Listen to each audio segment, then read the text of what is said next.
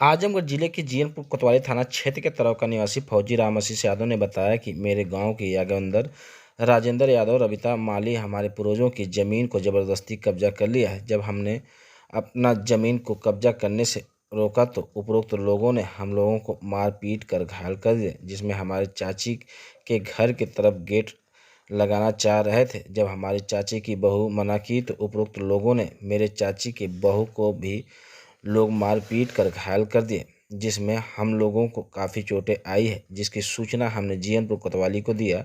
मौके पर पहुंची पुलिस ने दोनों पक्षों का मुकदमा दर्ज कर शांति भंग में चालान कर दी, जिसमें रामाशीष फौजी ने बताया कि हमने देश की सेवा की है और हमें लोग ज़बरदस्ती फंसाना चाहते हैं।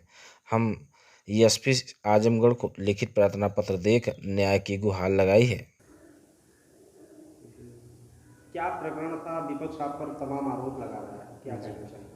जी, पहले तो मैं अपना परिचय देता हूं। मैं भूतपूर्व सैनिक रामाशीष यादव, ग्राम तरौका, पोस्ट तरौका, लाटघाट का निवासी हूं। जब से मैं आया हूं, हमारे पीछे हमारे गांव के ये जो हमारे विपक्षी लोग हैं, अनेक प्रकार की हमारे पूर्वजों की ज़मीन को कब्जा करने के लिए अनेक प्रकार के विवाद में मुझे उलझाते रहते हैं और उलझा कर के हमारी ज़मीन को इन्होंने कब्जा कर लिया है, जो हमारे रास्ता को भी अवरोध कर दिया है, जिसकी मैं जब भी विरोध किया हूं उसके बाद हमारे साथ इन्होंने गलत तरीके का मुकदमा पुलिस केस करा करके मुझे रोका गया। आज स्थिति इस तरीके पर पहुंच गई है कि वहां पर उनकी दीवार लगी है, हमारा रास्ता बिल्कुल बंद है, मोटरसाइकिल तक हमारे दरवाजे तक नहीं पहुंच पाती है। अन्यथा जो अपने हमारे ही ज़मीन में उन्होंने दीवार लगा करके छोड़ दिया है और हमारे चाचा की बहू जो है उनके घर के सामने इन्होंने ज़बरदस्ती गेट लगाने की कोशिश कर रहे थे और हमारे चाचा की औरत ने जब रोका तो इन लोगों ने योगेंद्र यादव, राजेंद्र यादव, उनकी पत्नी राबिता, उनकी माँ माली और उनकी एक छोटी बहू, 4-5 लोगों ने मिल करके उसको मारना पीटना शुरू कर दिया। इस बीच में मुझे फ़ोन आया। फ़ोन के दौरान मैं मौके पर पहुंचा और बीच बचाव करने लगा। जब मैं बीच बचाव कर रहा था खाली हाथ, उसके बाद उन्होंने मेरे ऊपर वार कर दिया, जिसमें मुझे ये चोट आई है। मेरा अंगुल फ्रैक्चर हो चुका है, जिसके मेरे पास एक्सरे सारी रिपोर्टें हैं, जो हम लोग पुलिस थाने में पहुंचे।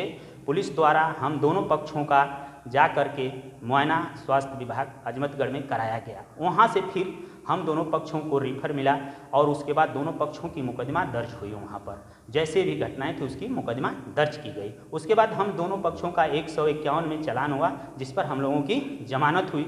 शनिवार को जा कर के 8 तारीख को मैं आजमगढ़ में सदर में अपना एक्सरे कराया, जिसमें हमारा फ्रैक्चर निकला, जिसमें ये प्लास्टर नहीं अभी लगा है, पट्टी बांध दी गई है और इसको कच्चा प्लास्टर करके लोग ठीक करेंगे, जिसकी रिपोर्ट मेरे पास है।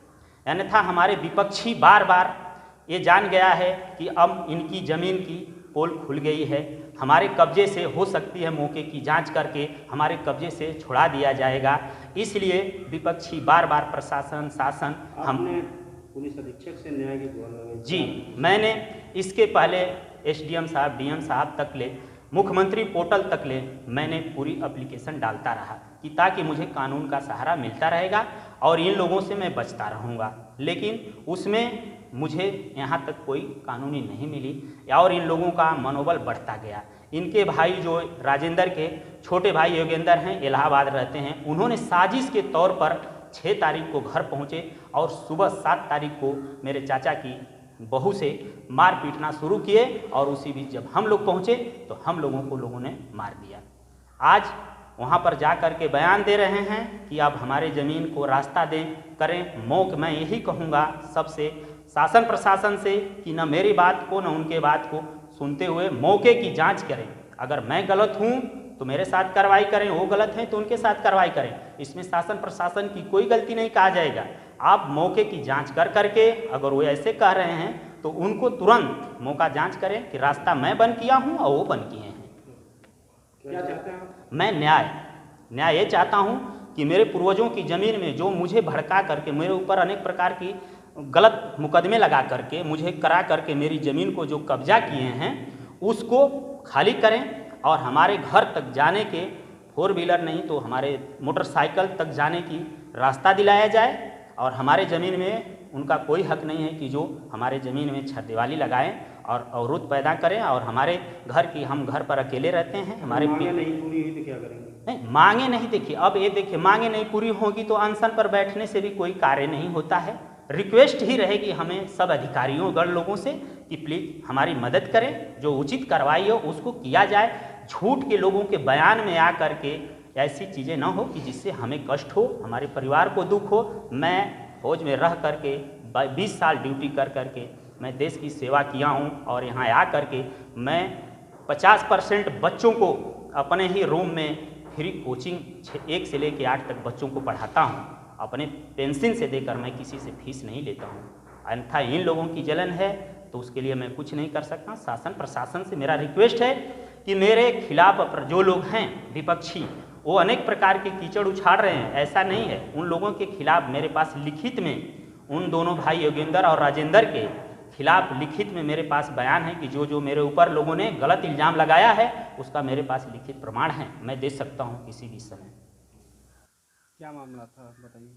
उस समय सुबह का टाइम था, हम घर में खाना बना रहे थे। हमारे सास ससुर वहाँ पे जो गेट लगाने के लिए रास्ता खोले हैं हम लोग के घर के सामने, वहीं पे हम लोग ईंटा रख रहे थे। हमारे सास ससुर, हमारा 2 छोटे बच्चे हैं वहीं पर।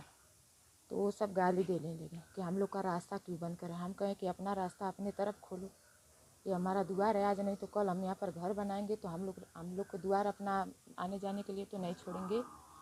तो सब गाली उली दे लेंगे, उधर से ईंट पत्थर चला लेंगे। कौन ईंट पत्थर चला रहे थे? राजेंद्र यादव और उसका छोटा भाई जोगेंद्र यादव, सब उधर से ईंटा पत्थर चला लेंगे। उसकी माँ थी, उसकी पत्नी भी थी साथ कब की में। घटना है? एक कल नहीं परसों की घटना है, सुबह की 7 या 7:15 की बात है। क्या चाहते हैं आप? हम यही चाहते हैं कि हम लोग का रास्ता चाहिए, हमारी ज़मीन में जो ये इधर से रास्ता वो बंद करें, वो अपना उधर से खोलें। उनका दक्षिण साइड ज़मीन है, उधर से अपना रास्ता खोलें, हम लोग के द्वार पे हम लोग रास्ता बंद करें।